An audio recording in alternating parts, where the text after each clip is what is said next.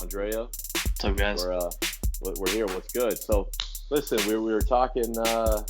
Yeah, man, telling you, I'm wondering how Joe Rogan is going to move to Texas, like, and really keep the same kind of format that he's been living life. Because I know he likes to hunt, do all that outdoor shit. But you just brought it up, bro. When we were talking about having property out here in California, you can't grow weed on your property in Texas, and there's no way in hell you can fucking have that shit, openly. Feel Right. me? Yeah, It's I feel crazy. you. That's highly illegal in Texas, bro. And that's the worst part about it out there. Because it's beautiful, land is It is decently priced, and you can build a cheap. nice ass Yeah. house, but Yes, you you can't can. smoke weed there, bro. No. And then you got the freedoms of obviously gun rights and being able to protect your property. And I mean, Texas is definitely a spot to be in for free. I guess you could say freedom, but marijuana is essential.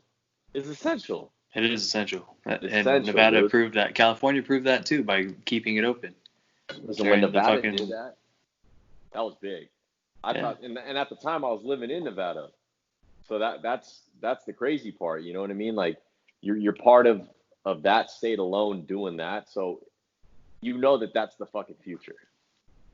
It's supposed to be that way. It's moving that way. So yeah, I would love the benefits of Texas, but that's why me and my girl always talked about having land. I mean, we got our first like ranch sized property in California, Northern California, but it's like the first step in what we want to do and what I want to do.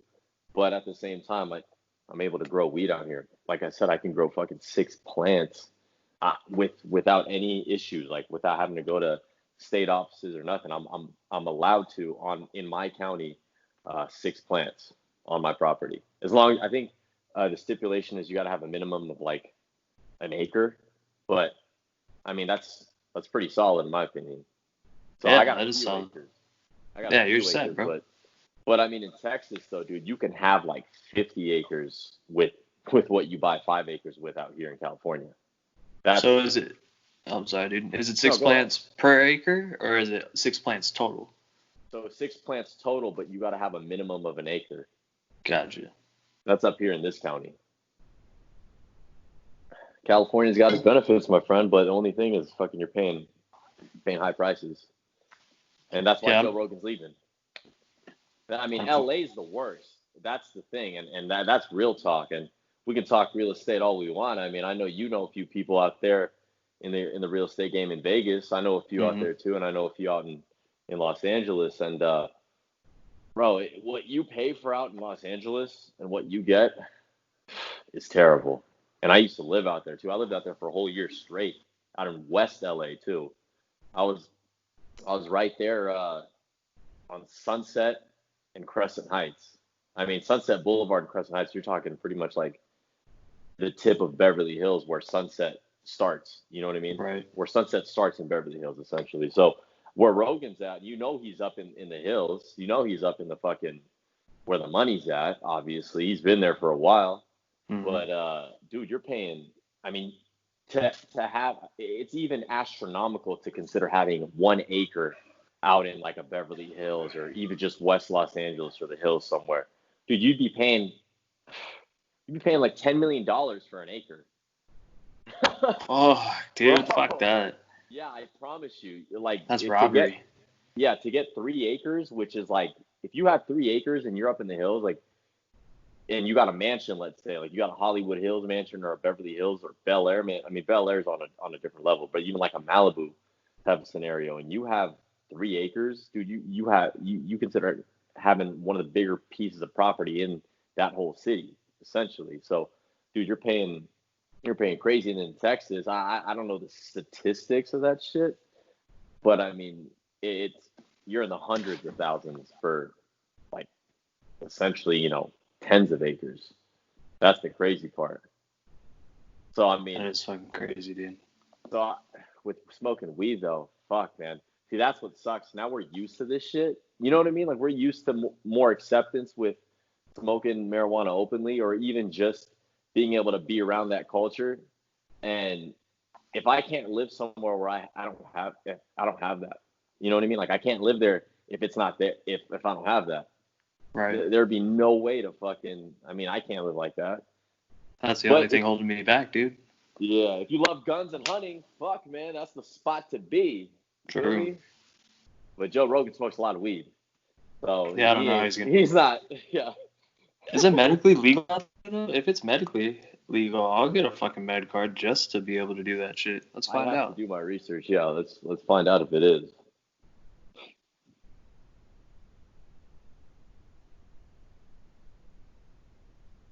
Only thing about medical, you don't get that designer shit we get to fucking freely shop for. Right. You know what I'm saying?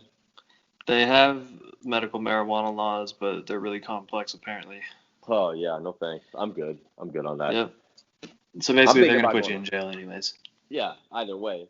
Listen, I'm thinking, I told you this a little while back since we started this show, man. I've been talking about this for a while, but I'm thinking about going farther north. I'm thinking about going up to Oregon. And I know it's super liberal out there, but as long as I got my land and my full amount of freedom, I'm good. And I Yeah. was thinking about getting like 20 acres up in a little north of Portland, like Astoria, dude. And Okay. Yeah, Oregon's that'd be not sick. yeah, and Oregon's not that expensive. Oregon's got similar prices to in regards to land. It's just a different type of land than you would get out in Texas. You feel me? Right. Fuck. But I mean, Yeah, Northern I California. love it like up there, that. dude. It's beautiful. Oh man, you've been I up to miss Portland, living up there. Yeah, I miss living up right? in Seattle, dude. It was sick. Yes. Oh man, see, one of my best friends is out there, a little south of Seattle, 20 minutes south of Seattle, out in the countryside. Mhm. More coastal, but dude, he was raised out there in Seattle, man, and he moved back up there because we were business partners out here in Cali. So he moved out there less than 2 years ago, and he's back up north doing his thing. And man, the weed culture out there in Seattle is popping. They got some of the best chronic out there, dude. Oh, no That doubt BC about that, bud. dude. Oh my It's goodness, dude, their beautiful, dude. dispensaries. Oh, dude, their dispensaries are out of this world. Like you, what everyone's trying to do out in LA and down south with that culture, Seattle's been doing it for a while. Yeah. They've been doing it for a while, bro. Shout out to It's them. Shout out to Portland. Yeah. It's a once in a lifetime experience, bro. They have the best shit I've ever smoked in my entire life. Oh there. yeah, no doubt. Yeah, we Over talked the about this. cookies. Over fucking. Yeah. I mean, cookies is No. fire, bro. It's up there. No, you're right. But You're right. the shit up there is retarded, bro. But listen, I this is the thing that people got to know though. Before they really did this mass growing operations and these operations where like you could really commercialize the cannabis, dude, all cookies was grown up in Oregon. Mhm. Even up until recent times, like anything we get down here, some of it is Oregon fucking fire, bro.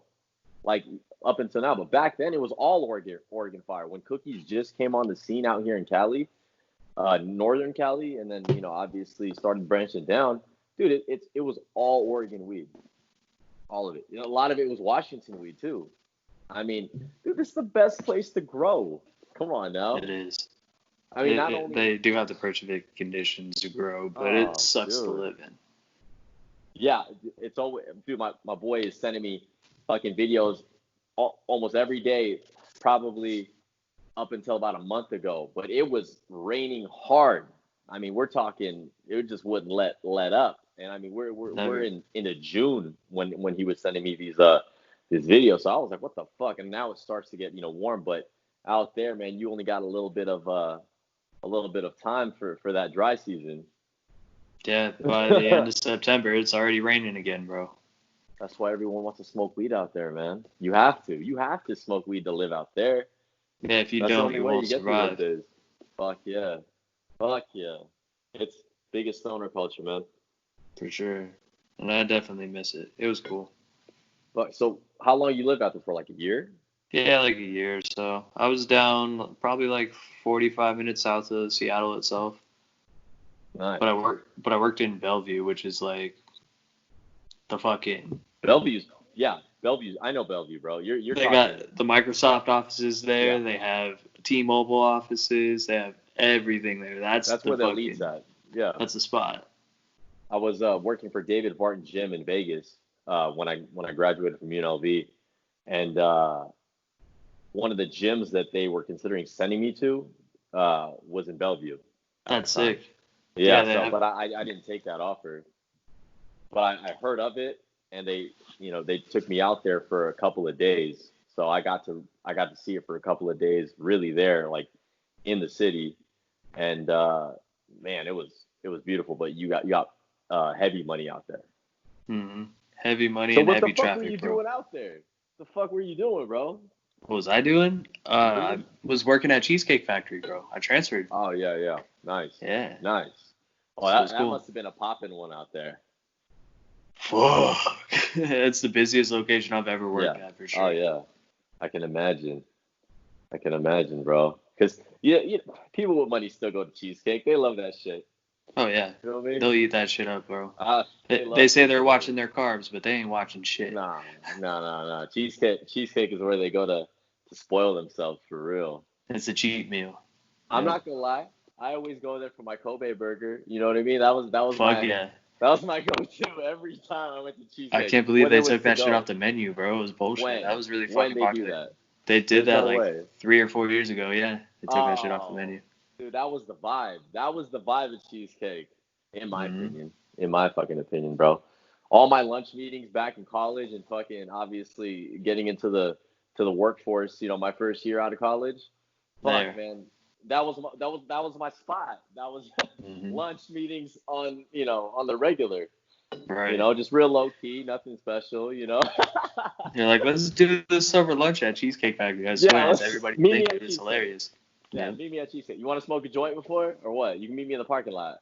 Bro, I You was feel me? smoking joints before I was going into work. Absolutely. I would You go had smoke to, joints during work.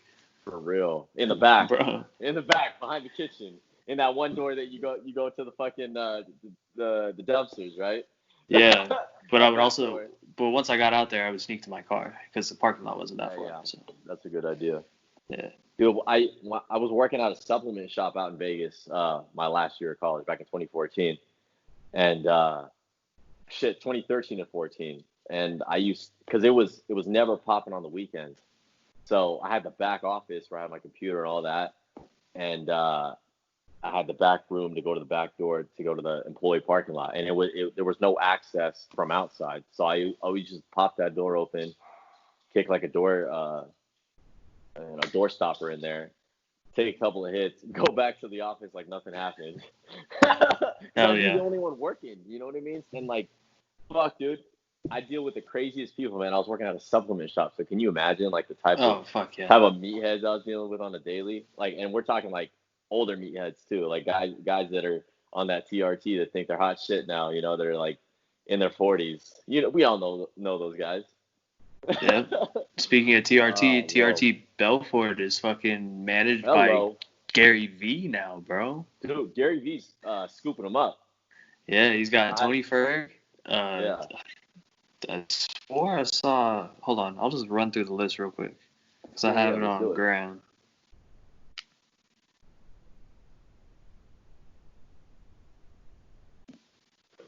Hold up. My phone wants to work. My shit doesn't want to work. Oh, there we go. Okay, cool.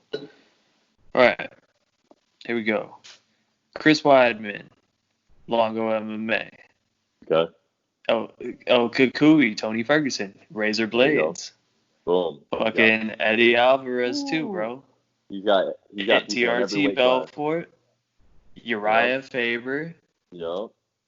Yeah, he's big money. He's big money management, bro. That's everybody Gary Vee just signed to his fucking sports agency, dude. Yep. So I heard you got the inside scoop on somebody. Yeah, fucking. I think Funkmaster Aljamain Sterling's gonna go over there too. Nice. Very I don't nice. know. He listen. If he's gonna make the right decision, that would be it. Because a guy with his rising fucking name with a manager like that, he's gonna go places, bro. Gonna go Yeah, places, that and he's guaranteed. a local guy, bro. They're all out in New York. They're all fucking Mm-hmm. cool with each other. I've seen them Yep. like post pictures with each other and everything. So I have a Oh yeah. feeling. Big moves. Oh yeah, absolutely. To be on a management roster like that, it shows the type of fighter you're becoming. That's all I got to Hmm. say. To all the fighters out there, if you're getting scooped up either by management or promotion, and you can see their fucking their stable, and you're part of the stable, then you know you've made it. Then you know you're going the right way. That's all I gotta say. Yeah, dude. It's going to be really cool. So, I'm stoked to see who else Gary Vee ends up getting because he has a big management company, dude. He has a bunch of football players, too. really? Gary Yeah. Vee. Wow. Mhm. Yeah, well, isn't that where he no, he got to start in fighting, or did he get to start in management for other athletes such as football? I think Well, football was first.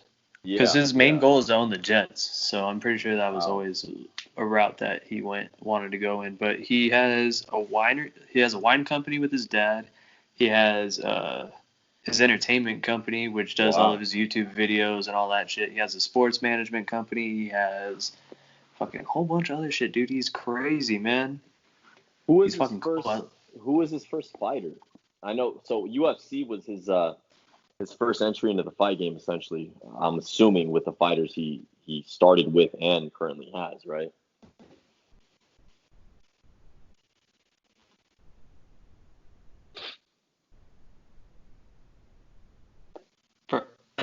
So been doing football for longer than that. So I know he definitely got his start in football, but now he's making his way into MMA, and then hopefully, dude, if he can get baseball and fucking a couple other whatever fucking other sports team fucking players he can get, that'd be insane, dude. He will. He will. No, if he's already doing football, you're doing it at the high level. But the fact that you're doing UFC, I mean, you're doing MMA, but essentially, you're dealing with the UFC. You're on a different level as a manager. You can get anybody. You'll get. I guarantee you, he'll have sports that you wouldn't even think you would need a manager in. He'll probably end up managing a swimmer in a fucking in the Olympics. Who knows? I mean, fucking the sky's the limit once you're at that point. That's all I gotta say. Especially in the world of sports, because to man, I mean, I did self-managing for myself up until I got signed in contracts for people to do it, which are lawyers. You get lawyers to manage you. People that want to manage you should be lawyers. That's my biggest piece of advice. Because then you essentially are paying for a lawyer and not having to pay for a manager, and then your manager having to hire a business lawyer. Does that make sense? Yeah, that's how Dana White got to start. Exactly. And people that study law and end up doing things outside of the courtroom are the ones to watch. Period. So I don't know what Gary Vee's background is. I'm assuming he knows the business aspect at the very least. But back to what I was saying, though, I mean, being self-managed is good to a certain point, but having people do it for you, especially someone that has the type of roster Gary Vee has, I mean, it's going to take you different heights. And the fact of the matter is then you can just solely focus on your training. Yep, exactly. But hey, dude, they did a couple of boxing fights boxing announcements. What's up with that shit?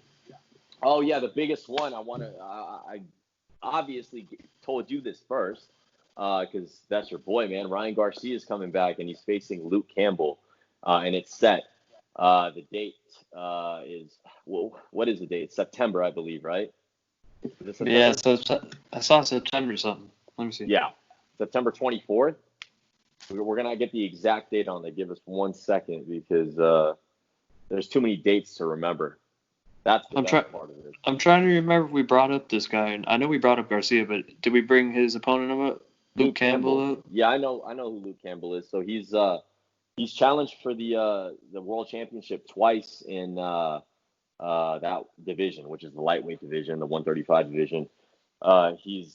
He's a great fighter. He's one of the best in the world at that weight class, top 10 for sure, in my opinion. The reason being is because he's only fell short to the elite fighters when it came to a world championship fight, and he's a gold medalist in the 2016 Olympics too. So I mean, the guy he's got accolades. He's an absolute beast.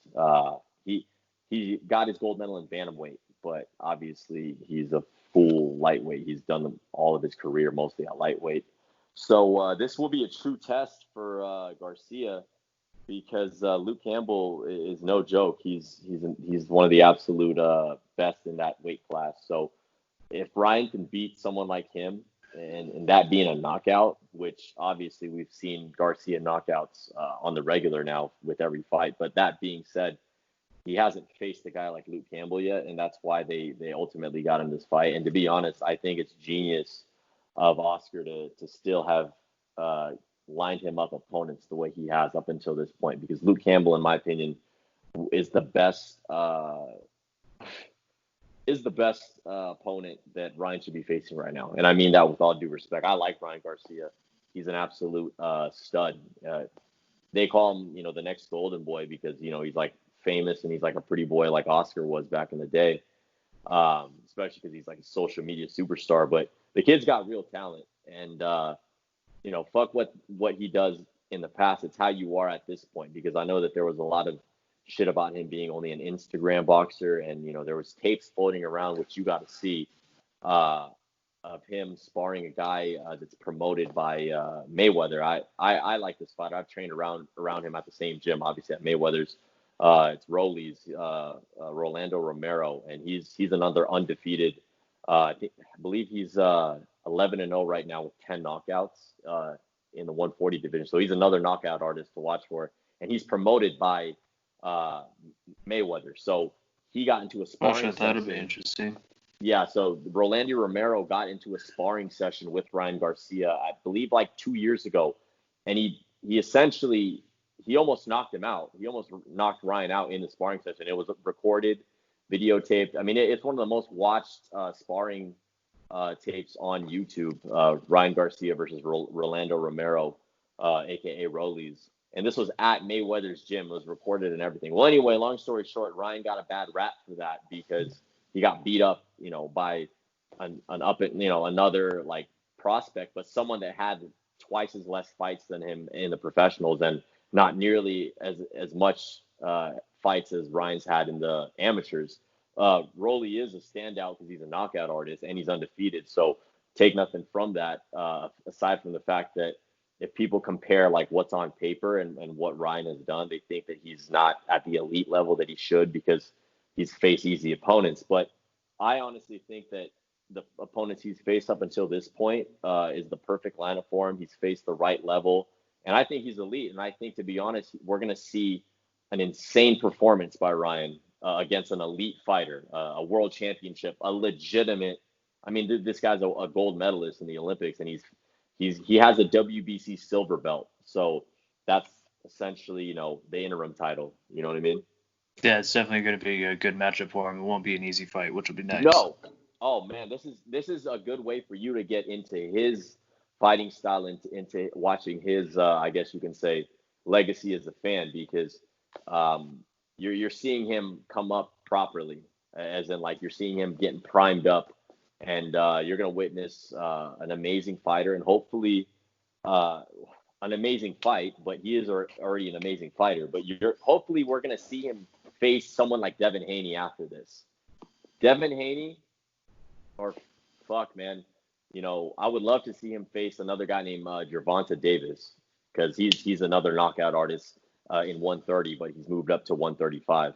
Anyway, like I said, that's a huge, dramatic fucking lineup of fighters. I can talk in that weight class for days. If you bring up Ryan Garcia, Devin Haney, Lomachenko, Teofimo Lopez, or any of those guys, we can talk for days, because that's how competitive that weight class is, man. Imagine having two Khabibs, fucking one Conor, right? Obviously, and essentially, let's see, two Justin Gaethjes and fucking another Tony Ferguson floating around. Like, imagine having that many guys at that level competing. You know what I mean? Like, that's how that lightweight class is, and it's insane. So you're going to really see some history in the next 2 years in that division. And Ryan Garcia is one of the main fucking aspects of that division, man. Boxing is back because every weight class has a superstar now, but you're seeing a lot of it come from this division, from this lightweight division.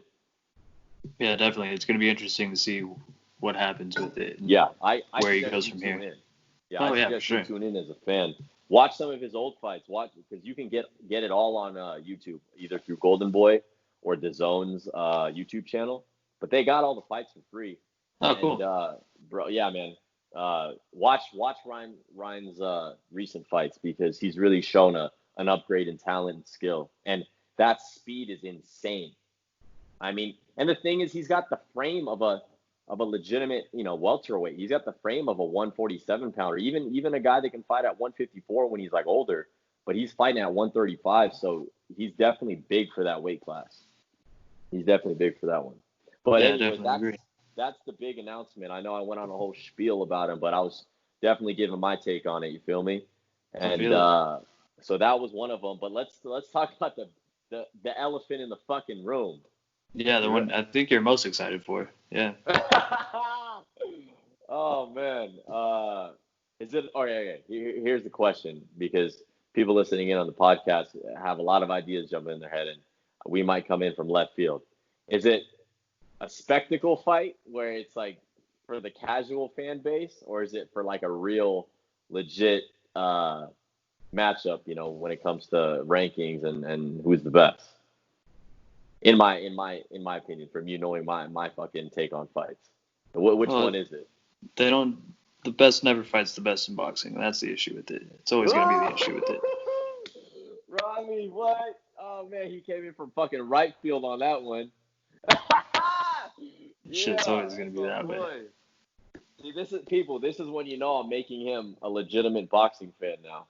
This is when but like, at least you still appreciate, the Teddy fucking fucking, Atlas just said the same thing yesterday on yeah. his fucking podcast, dude. Oh yeah, Teddy knows, man. But listen, Teddy's been not only been around the best since obviously he's cornered Mike Tyson, Yeah. and seen Mike Tyson fucking mature into a fucking absolute monster.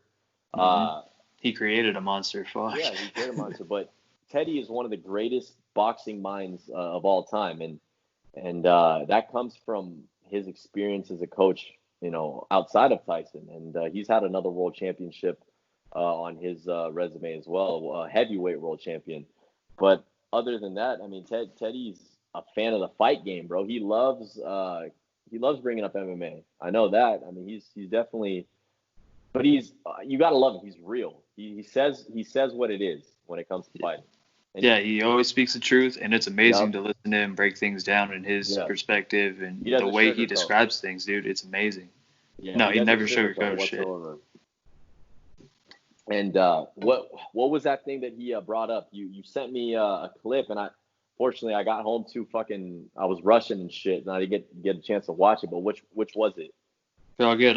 Yeah, he was talking about the Darren Till and Robert Whitaker fight, and he kind of Yes, compared Till to, well, not compared Pacquiao. Till to Pacquiao, but a couple of the decisions that Till made, he compared to Pacquiao's Mm, decisions and yeah, and yeah, and called it like running the red light or whatever. So he was yeah, kind of yeah. fucking taking a I picture, like it. bro. He was I like admiring his it. work, and he wasn't fucking going in there for the kill like he should have been.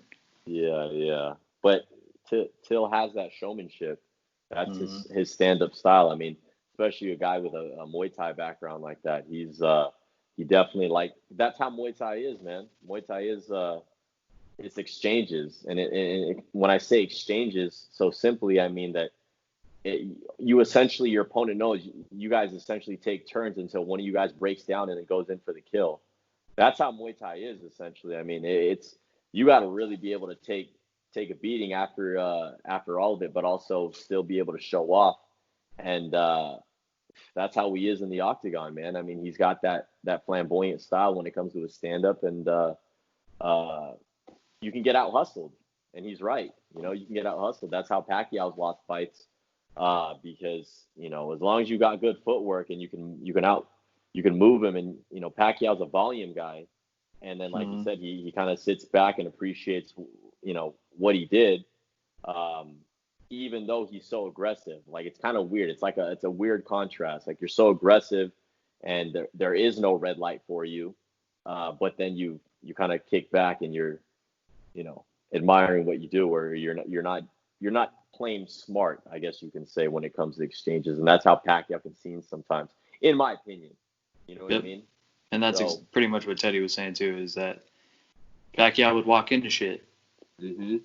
yeah, exactly. You'd And he walk had into clips shit. popped up, and you see Pacquiao clearly just walking straight into fucking punches, man. Yeah. Well, that's how we all know that's how we got knocked out by Marquez in the fourth fight. I mean, and that's textbook counterpunching on Marquez's part, and that was textbook walking into a punch. So yeah, Till was definitely exhibits that. I mean, that is true. You just have to watch his highlight tapes to see that. You know what I mean? Yeah. And that's what it was. So I just thought that was an awesome comparison. The way that he was able to break it down and make everybody understand, including myself, I thought it was amazing. Oh yeah, man. What's for the people listening out there that might not know, what's his podcast name? It's called The Fight with Teddy Atlas. You should check it out. Boom, and that's an really ESPN good, podcast, right? No, it's him by himself. Okay. He and Ken. Oh fuck, how do I pronounce his last name? I'm sorry, let me pull it up for you real quick. His co-host's name is like Ken something. I don't know if he was a boxer too or something. What the fuck he was doing? Let me find out who this guy is. Is he on Apple? Yeah, it's on Apple. It's also on YouTube and Spotify and fucking everywhere else too. It's great. Yeah. Really fucking good.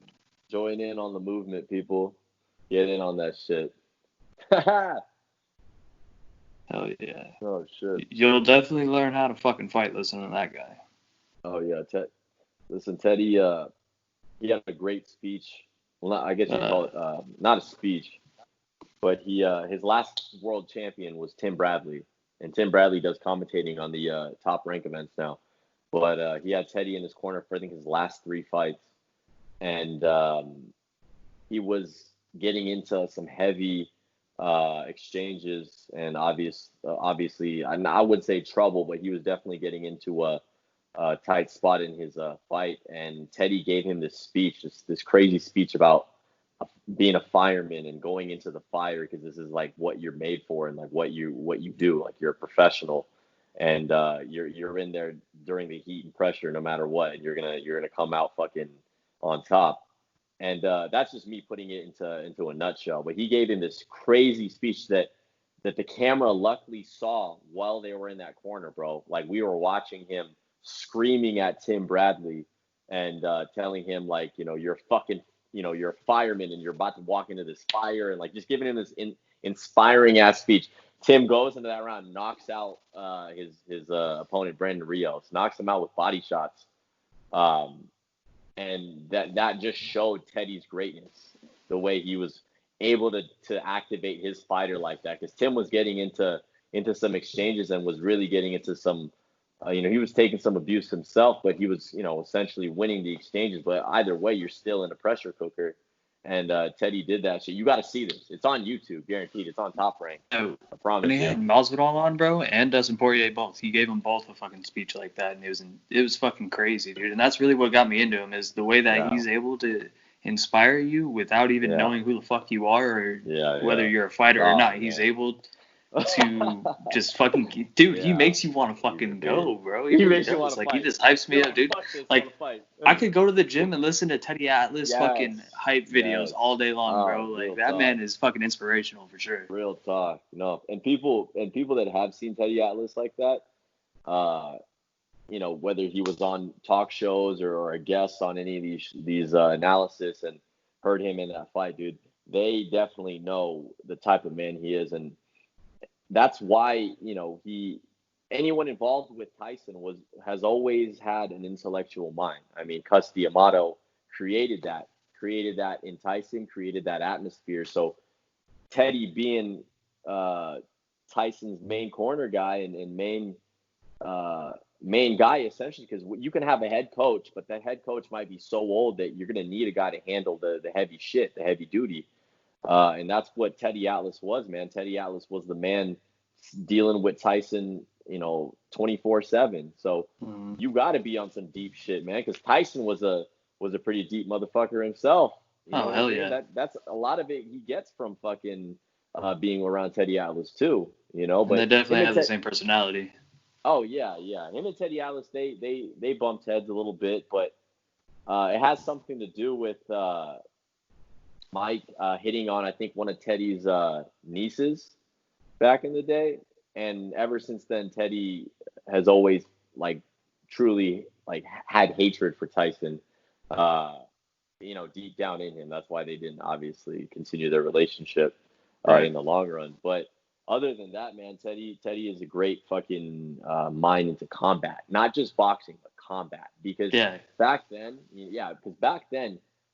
not now, because in recent days we've got better Olympic programs, we've got better junior programs. I've gone through the USA boxing junior program for a little bit, and even international junior programs. And the thing is back then when you were a fighter, even though they had the Olympics and had AMs and all that shit, you're coming from more of a organic combat oriented background, because boxing in the olden days was real combat, man. That was where the gladiators were at. I mean, you had no rounds, you had unlimited rounds before they did the 15 round limit. And even 15 rounds, like, can you imagine? Like, world championship fights now are 12, but Right. 15 rounds. So you're dealing with combat. You're not dealing with just the art of boxing alone. So you definitely got to have that mind. And dude, Teddy would be so good to the MMA fucking world when he breaks things down more and more like this that he's been doing. And for him to have a podcast like that, have MMA fighters talk to him, bro, that's huge for MMA. That's amazing, dude, because now you can really educate the fan base on some world class critique, like you really can. I'll You listen to really him can. over everybody else, even over John Anik and Kenny Florian's podcast. That one's my top one right now. Yeah. But I'll fucking give that shit up to listen to Teddy Atlas recap fucking UFC instead, because I know what I'm gonna get from him. Yeah. I can use myself. Like, exactly. the way that he breaks it down, he makes you able to go out there and fucking fight it. And it's crazy, dude. It's cool as shit. Well, it's good to have variety too, especially if you're a big fan in MMA, because there's so many platforms for that to listen to, and for different people to speak on, whether they be qualified or not. You know what I mean? Mm-hmm. And the thing is too, and I like to say that, and I'm not a fucking hater, but a lot of the professionals that you hear, on these commentating crews or these commentating staffs, and anyone that deals with that aspect, some of them, you can't really take seriously at times, because they've never even been in situations like that. You know what I mean? Like, they're just journalists, walking in MMA and reporting on that. You can't get your reliable fucking commentary and your real knowledge on the sport from that. That's why you get a lot of misinformed people when it comes to fucking entering that sport. You feel me? Yeah, that's why I'm glad they finally. Well, I mean, it's sad, but a lot of the fighters got old and they retired and they wanted to commentate, which I thought it was really cool. And now that they have, the majority of the commentating crew are former fighters, and it's actually much better. Yeah. Oh yeah. No, that's great, man. And UFC's really utilized that. And Top Rank started doing it for boxing. Golden Boys, they haven't really gotten to that point. They've had someone help, like, matchmake and promote on their staff, Bernard Hopkins. But other than that, UFC's really the one to give essentially these retired fighters the next step. Because I mean, they can really fucking get down to it. There's so many chances for these retired fighters to get positions, even if they're only doing like something once every so often. I mean, fuck, that's still a job. You feel me? And they're still making at least fucking 10K to do that shit. They're not making no chump money. No, they're those are definitely good incentives for them. But it's a good decision on UFC's part, because it gives more validity to what you're hearing, man. Because you're listening to that constantly when you're watching these, unless you're at Buffalo Wild Wings and you can't listen to the guy. You feel me? Right, you can't listen to it, but you can watch it. Yeah, right. I know. Funny. I know, bro. Fuck. So that's okay. So back to that, because we went on a whole tangent right there. Man, I was gonna bring up Mike Tyson and fucking Roy Jones. Yeah, we haven't even talked about that shit yet. Yes. So that's the fight that I would say is for everybody. And to be honest, like I said to you, man, through text message, I was like, I might be one of the ones ordering this fight. Yeah, it's only $50. I'll probably order it too.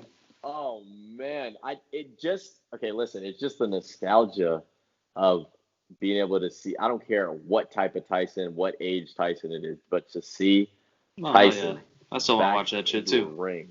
Oh my goodness, and just I wonder what kind of Tyson it is because we haven't seen one in literally a short lifetime. We haven't seen Tyson ever in the ring ever again. And I was like 11 the last time he fought. Yeah, it was like 15 years ago. I think it was 2002. 2002 was his last fight, was it, or 2003? It had to be 2003 because I think I was 12 years old when that happened. Yeah, I was 11 for sure. I know. Yeah. I remember that. It was a while back, but that's fucking crazy, dude. How do you think that shit's gonna go?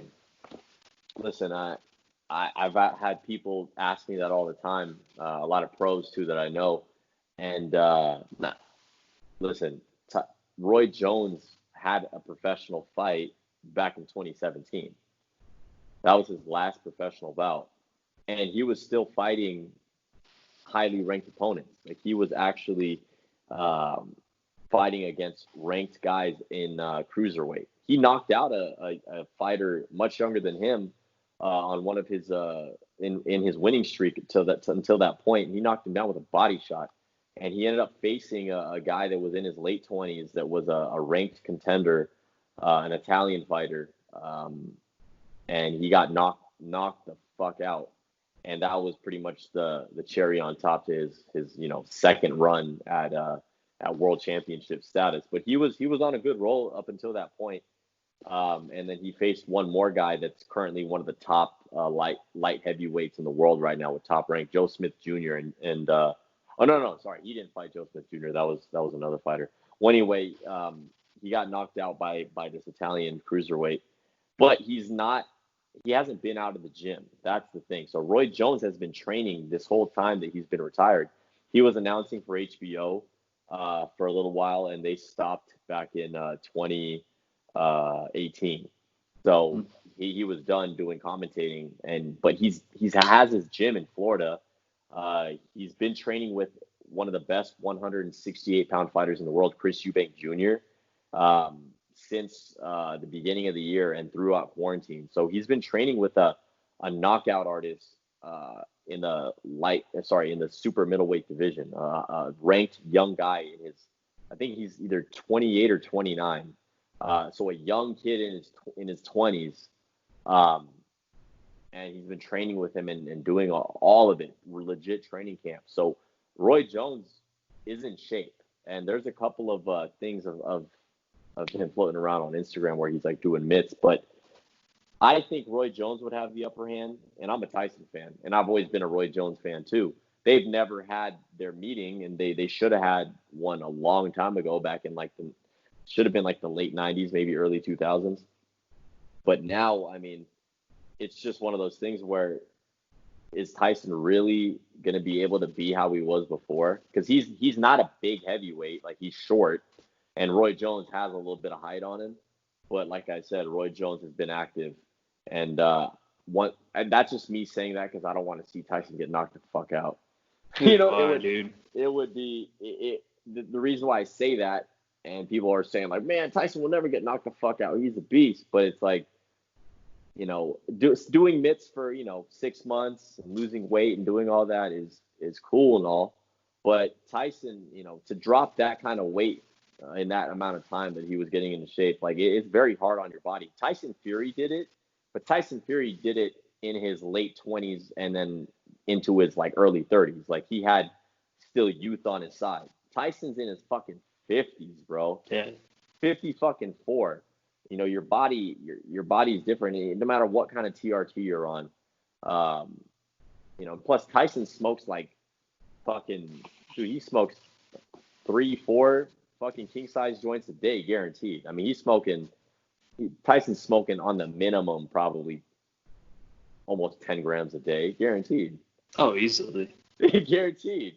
He's smoking at least 10 grams a day. I mean, that's probably a realistic number to people out there. Yeah. I mean, we know he's got his his strain out there. Tyson Ranch, obviously, he grows his own shit. But even if you're growing your own shit, you're not smoking tons of it. You're smoking probably a gram of whatever strain you got per day. I'll tell you what, if I got 4 or 5 strains in my house, I'm probably smoking a nug of each strain at the max. You know what I mean? Tyson's probably smoking 10 grams a day. So realistically, does he have the conditioning for it? Because anyone can look good on mitts. He is training with Rafael Cordero, one of the best Muay Thai trainers in the world. Obviously, Vanderlei Silva's Muay Thai trainer, or coach, sorry. Anderson Silva is Muay Thai coach. So you're dealing with a world-class mitt holder here, one of the best coaches in the world to be holding mitts for you. But Tyson was losing weight in that period where they started, training. You know what I mean? And who knows who he's gotten into, sparring with, or who they even brought for him. Because I only say that with all respect because, like I said, Roy Jones has been training with Chris Eubank Jr., which is an active world contender super middleweight. A guy that's in his late 20s, a guy that's like 29 years old, I believe, maybe 30, but a challenger to Canelo, someone who's, at that level where he's primed and ready. He's a killer. So for Roy to have someone like that, of course they're sparring. Roy's not just gonna have a guy like that in his gym and not utilize his sparring. He's gonna spar the young buck, even if he thinks the young buck is gonna fucking hurt him. He's probably just gonna do 4 rounds with him. But I'll tell you what, sparring a man 4 rounds in that level compared to, let's say, Tyson bringing in Joe Schmo to punch on, that's probably overweight or slow.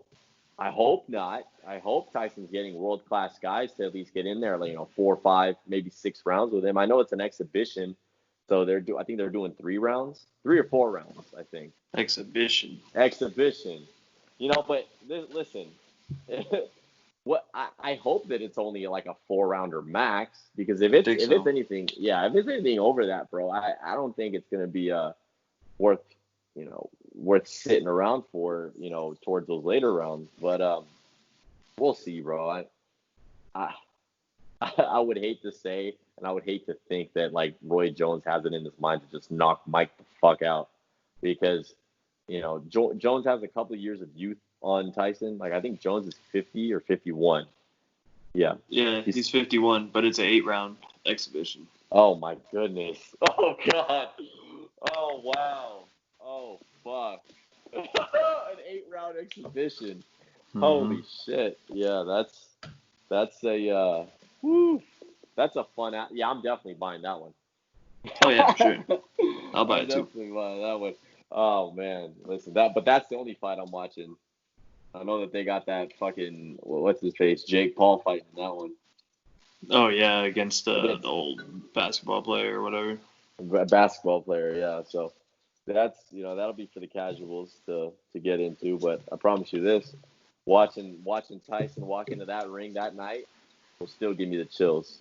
Hell yeah, dude, it's gonna be sick. Still give me the chills. I know it, and I grew up watching Tyson. Y'all better fucking watch it. Yeah, anyone gonna place bets? Maybe. Can you place bets on that exhibition? Yeah, you can. Have odds on it. It better not be fixed, motherfuckers. I'm definitely not putting my money on that one. Right. I'll tell you that.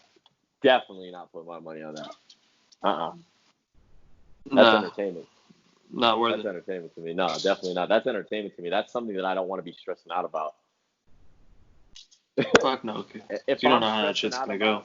Listen, yeah, like set aside. Okay, I'm being a pro fighter. You're always gonna be in the mindset of it, be in the combat of it. But as just a fan, the side of me that's just a fan, I would feel so stupid if I was stressing out over 2 50-something-year-olds fighting and I got money on that fight. I would be, guys that are way past their prime. You know what I mean? But maybe Tyson's going to be on some really good shit. Maybe he's going to be on some real good juice.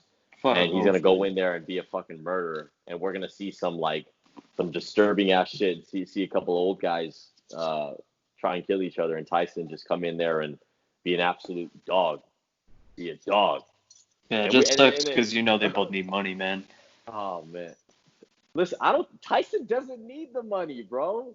What are you talking about? So why is he getting back in there, Tyson man? doesn't need the money. Okay, maybe Roy Jones, but I have all Jones, respect my for Roy dude. Jones. Roy Jones, I mean, I'm sure he could probably, that'll benefit him from that payday, but Tyson doesn't need the money, bro. Tyson's doing this, and the reason why it's happening is because, listen, Roy Jones wants the money. I'm trying to respect him by saying he doesn't need it, but he definitely would want to have it. Tyson doesn't need the money. Tyson's doing it because his whole brand, his whole business, who he is now, what he's really making money out of, will benefit from this tenfold. The fact of the matter is, it's not the payday he needs. It's the fucking legacy of him being able to at least come back and maybe even putting a little bit of fear into some guys, man, by knocking some dude out. Because if he, let's say, does knock Roy Jones out in an exhibition, they might offer him like a 2-3 fight deal to fight like some actual, active guys and 10 rounders, you know what I mean? Maybe even a 12 rounder. But like he would have to convincingly just like for real tight, like old school vintage Tyson, Roy Jones, an old Roy Jones the fuck out. You know what I mean? Like we got to see him do that, right hook to the body with that right uppercut, that 2-punch combo, but from the inside. If we see that old Tyson do that and really see him put some ferocity into those punches, like some real vintage Mike Tyson shit, oh man, that'd be exciting. But is it physically possible? Like I said, maybe Tyson will be on some really good shit. You know what I mean? Like I'm hoping he is. Fuck, man. People are like, oh man, you're so fucked up for talking about that, right? Listen, I hope both guys are on some juice. You're gonna need it in your 50s. Come on, dude. That's true. If I had an exhibition fight in my late 40s and you said, hey, listen, I'll pay you a few million, but I'll pay you $10 million to get in there and fight 8 rounds with a guy that used to be a world champion like you as well. Would you take it? I'm like, it's exhibition? Cool. All right, perfect. First thing I'm calling is, hey, anyone got a fucking good TRT doctor? I'm going to need to get on some shit for 12 weeks. Let's do this. You know what I mean? There's no way. So, like I said, I think Tyson definitely has the right plug for it. He's got the best doctors, best blood work analysis. I mean, the man's worth millions. That's why I say, like, people don't realize the business persona that he's built. Bro, he's got so many what's that called? Joint ventures with, clothing brands.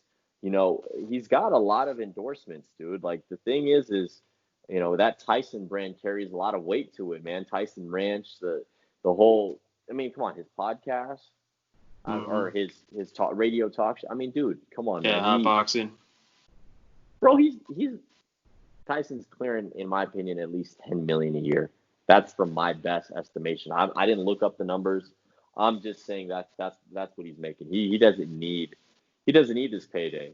He thinks that he can get back into the spirit of the game. You know what I mean? Like, and he's willing to fight. Listen, they could have offered him half of what he's getting paid now, and he'd still take it. But he commands that kind of respect that he is the money guy in this fight. He is the guy. He's the name in this fight. Everyone knows Roy Jones, and I know Roy Jones, and I just broke his side down from a professional boxer's perspective and someone that knows the game, and that's how I see it. But it's gonna be a fun one. It's gonna be a fun night. Where are they gonna put this? That's the question. Where do we? I don't know, dude. DraftKings, I think, has the exclusive rights to it. Is it DraftKings? Crazy. No. Wow. Hold on. No fucking way. I'm trying to remember. Where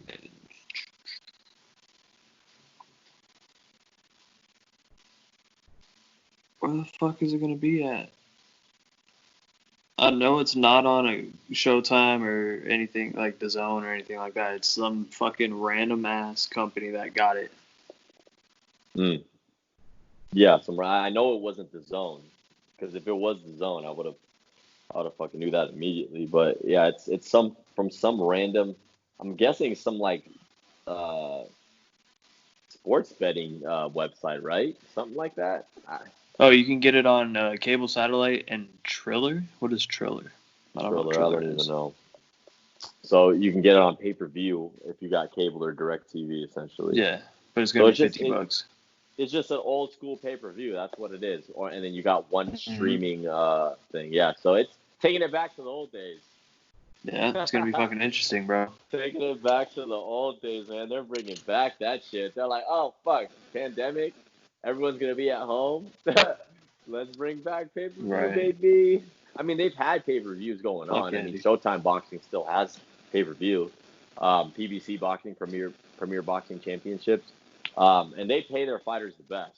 So that's all. That's me saying it from an insider and also someone that's trying to get promoted by something like that. They pay the best, and they still do pay-per-views. They still build their fighters to do pay-per-view events. So I know ESPN does ESPN pay-per-view, but Showtime's still the one really pulling that whole thing. So fucking, I like this. I like this a lot. And I'll be honest to say this for the people listening in. Jake Paul fighting as the undercard on this, or the co-main, whatever you want to call it. Against that ex-basketball player. I keep forgetting his name. That's when you know it's like I don't even give a fuck about it. Jake Paul, though, I gotta give props to that motherfucker, because I'm not a fan of his YouTube. I'm not a fan of what he is. I think that, you know, America is very dumb for making this man wealthy and famous. But I gotta say that he is a smart businessman, because he's got good management. I believe that he's also partly self-managed. Because he's a YouTuber, and you know how it is to be in YouTube. You gotta make your own moves. But I gotta give that man props, because he was able to get himself into a professional boxing ring on DAZN, fighting another YouTuber, obviously, but he set it up perfectly, like how a boxer does. He had to get a guy that he knows he can beat the fuck out of on his biggest spotlight. You know what I mean? And at his biggest moment, and that's what he did, and that's why he's able to carry this YouTube thing to the next level, and I got to give him props for that. I have no disdain for it.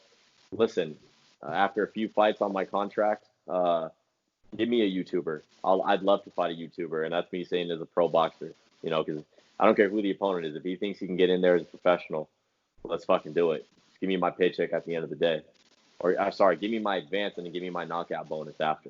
That's all I gotta say. You know what I mean? Yeah.